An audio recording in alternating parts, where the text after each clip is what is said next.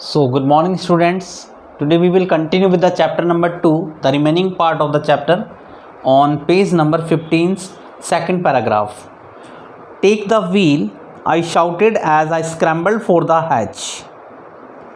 Larry and Herb were pumping like madmen, broken timbers hung at crazy angles, the whole starboard and side bulged inwards, clothes, crockery, charts, tins and toys sloshed down about in deep water. अब उसके बाद उसने कहा कि steering wheel को पकड़ो। मैं चिल्लाया और फर्श के दरवाजे की ओर तेज़ी से गया। लॉरी और हर पागलों की तरह पानी को पंप से निकाल रहे थे। लकड़ी के जो टूटे हुए हिस्से आड़े तिरछे लटके हुए थे। जहाज़ का संपूर्ण पासा दायां अंदर की ओर धंस गया। कपड़े, चीनी मिट्टी के बर्तन, चार्ट्स, डब्बे, खिलौने गहरे पानी में बह रहे थे। I half swam, half crawled into the children's cabin. Are you all right? I asked. Yes, they answered from an upper bank. But my head hurts a hit, said who? So pointing to a big bump above her eyes, I had no time to worry about bumped heads. अब मैं आधा तैरकर आधा रेंगकर बच्चों के कमरे तक पहुंचा और उसने पूछा, क्या तुम लोग ठीक हो? मैंने पूछा, हाँ। उन्होंने उत्तर दिया और ऊपर के शयन कक्ष से, लेकिन मेरा सिर थोड़ा दर्द कर रहा है, सू ने कहा और आंखों के ऊपर सूजे हुए एक जो हिस्सा था उसकी ओर इशारा किया, लेकिन मेरे पास सूजने वाले सिरों की चिंता करने का समय नहीं था। After finding a hammer, screws and canvas, I struggled back on the deck with the starboard side best open. We were taking water with each wave that broke over us. If I couldn't make some repairs, we would surely sink somehow. I managed to stretch canvas, secure waterproof hatch covers across the gaping holes. Some water continued to stream below, but most of it was now being deflected over the side. अब था एक हथौड़ा, पेंच तथा मोटा कपड़ा लेने के बाद संघर्ष करते हुए मैं जहाज़ के डेक पर आ गया और जहाज़ के दाएं पासे के धक्के से खुल जाने के कारण हमारे जहाज़ में लहर के आकर टकराकर पानी घुस रहा था। अगर मैं कुछ मरम्मत ना कर पाया तो निश्चित रूप से हम डूबने वाले थे। किसी तरह चौड़े चौड़े छेदों के आर पार मैंने छोटा मोटा कपड़ा फंसाया, फैलाने तथा फर्श के दरवाज़ों पर लगाने लगे जलरोधी ढक्कनों को सुरक्षित रूप से जमाने में मैं सफल हो गया। कुछ पानी बहकर आता रहा, लेकिन ज़्यादातर पानी अब बगल में मुड़कर दूसरी ओर जा रहा था। Then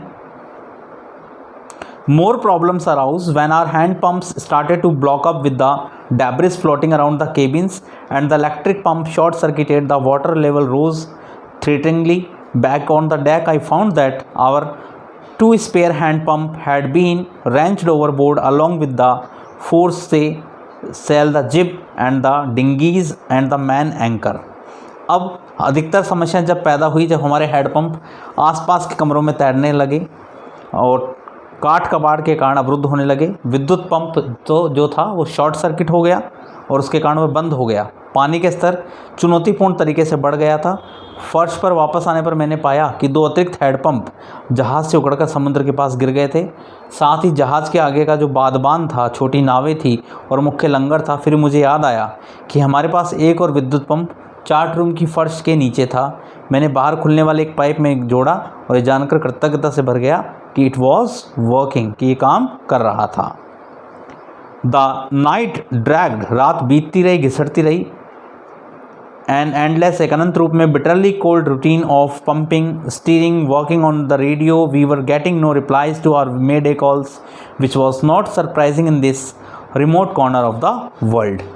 अब एक अनंत और बुरी तरह से नीरस प्रक्रिया जिसमें हम पानी पंप करके निकालना, जहाज़ का संचालन करना और रेडियो को चलाने का प्रयास करना आदि शामिल थे, चलती रही। लेकिन हमारी सहायता मांगने के संदेशों का कोई उत्तर नहीं मिल रहा था। दुनिया के इस दूरस्थ कोने में ऐसा होना कोई आश्चर्य की बात नहीं थी। Sue had swollen alarmingly. She had two enormous black eyes. Now she showed us a deep cut on her arm. When I asked why she hadn't had more of her injuries before this, she replied, I didn't want to worry you when you were trying to save us all. Sue का सिर खतरनाक तरीके से सूज गया था और उसकी आंखें सूजकर काली और विशाल आकार की हो गई। अब हमें भुजा पर लगे गहरे घाव को भी उसने दिखाया। तब मैंने पूछा कि तुमने अपने घाव के बारे में पहले अधिक क्यों नहीं बताया? तो उसने उत्तर दिया, मैं आपको उस समय चिंतित नहीं करना चाहती थी जब आप हम सबको बचाने की कोशिश कर रहे थे। By morning On January 3, the pumps had the water level sufficiently under control for us to take 2 hours rest in the rotation, but we still had a tremendous leak somewhere below the waterline, and on checking I found that nearly all the boats man rib were smashed down to the wheel to the keel. In fact, there was nothing holding up a whole section of the starboard hull except a few covered partitions. अब 3 जनवरी की सुबह पंपों की मदद से पानी का स्तर पर्याप्त रूप से नियंत्रित हो गया। बारी बारी से हम 2-2 घंटे आराम कर सकते थे, लेकिन अभी भी जल रेखा से नीचे कहीं न कहीं भयानक रिसाव था, और जांच करने पर मैंने पाया कि जहाज़ की चौड़ाई में लगी लकड़ियों के सभी फ्रेम लंबाई में लगी लकड़ियों के फ्रेम तक टूट गए थे। वास्तव में जहाज़ की जो दाईं बगल में एक समस्त हिस्से को खड़ा करने के लिए कुछ भी नहीं था, कुछ जो अलमारियां थी उनके विभाजकों को छोड़कर। We had survived for 15 hours since the wave hit, but Wave Walker wouldn't hold together long enough for us to reach Australia. I checked our charts and calculated that there were 3 small islands a few hundred kilometers to the east. One of them, Les Amsterdam, was a French scientific base. Our only hope was to reach these pinpricks in the vast ocean, but unless the wind and seas abated so we could hoist sail, our chances would be slim indeed. The great wave had put our auxiliary engine out of action.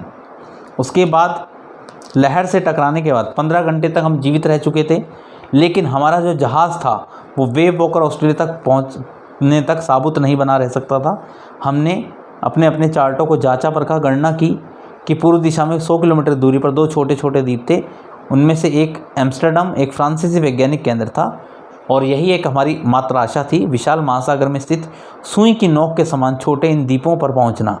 लेकिन हवा और लहरों की गति कम ना हो और हम बादबान ना लगा सकें तो हमारी वहाँ पहुँचने की संभावना वास्तव में बहुत क्षीण हो जाएंगी, कम हो जाएंगी, और इस विशाल लहर ने हमारे सहायक इंजन को भी बेकार कर दिया था।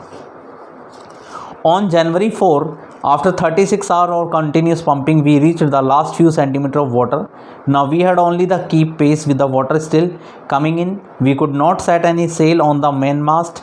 Pressure on the rigging would simply pull the damned section of the hull apart. So we hoisted the storm jib and headed for where I thought the 2 islands were.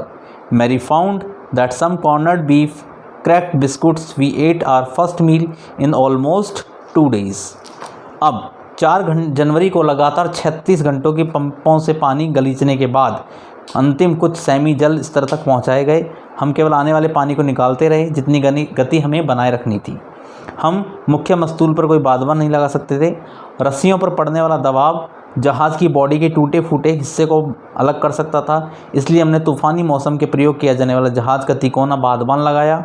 उस दिशा की ओर चल पड़े जहाँ हम सोचते थे कि वहाँ 2 छोटे छोटे द्वीप स्थित थे। मैरी ने कुछ अनाज मिश्रित मांस तथा पतले कुरकुरे बिस्किट खोज निकाले थे, और हमने करीब 2 दिन बाद अपना पहला भोजन खाया। So this was the today's part. The remaining part of the chapter we will continue in the next video. Till then, thank you very much.